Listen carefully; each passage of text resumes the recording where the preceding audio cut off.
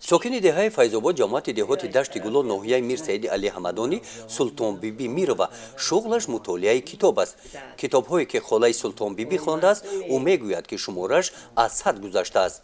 در سن 88 سالگی توجه او را خصلت‌های نیک انسان‌ها بیشتر جلب کرده است.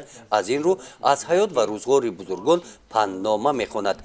در این سن و سال چشمانش روشن بوده به عینک میخواند. تنها برای شرح بعضی از کلمه‌ها از پسرش کمک میپرسد. من دایم کتابی من تای چادر در عروس من در تای چادر کتاب میخونم.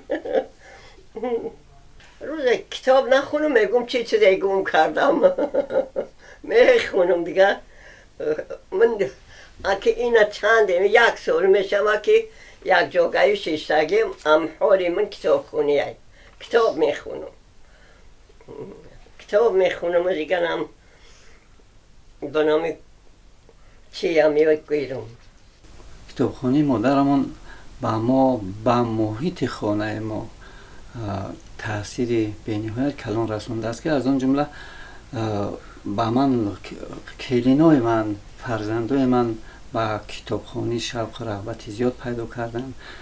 هر شب ما با همدیگر بحث و مناظره ها میکنیم درباره کدام کتاب خواندن ما.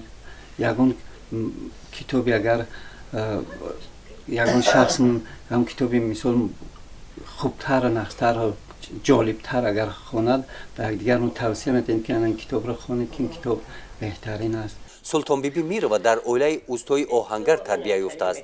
سالهای 40 عصر گذشته اویله آنها به ناحیه میر سید علی حمدانی مهاجر شده آمدند.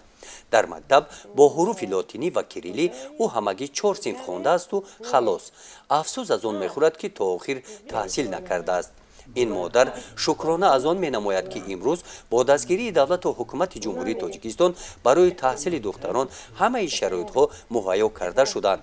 شکرانه دولت دارد که با قبول قانون جمهوری تاجیکستان درباره تنظیم عنعنه و جشن و مراسم ها در جمهوری تاجیکستان همه خراجات های بیهوده و میان شکن از بین برداشته شده. سطح زندگی مردم به گردیده است. 5 بچه زن دادم به یک حال زور.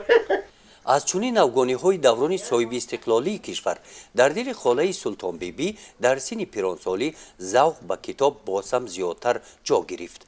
از حساب مبلغ‌های پسنداز نموده‌اش کتاب‌های نو به نو خریداری می‌نماید. این کتاب‌ها را هفته گذشته دسترس نموده است.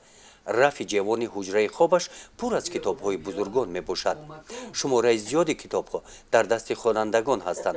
فرزندان مقصد دارند که کتاب‌های مطالعه نموده مادرشان را جمع نموده با نام او کتابخانه شخصی تأسیس دهند. گزارش خواجه نظریف خدای نظر ظهروف از ناحیه میر سید علی حمدانی برای برنامه اطلاعاتی نوید.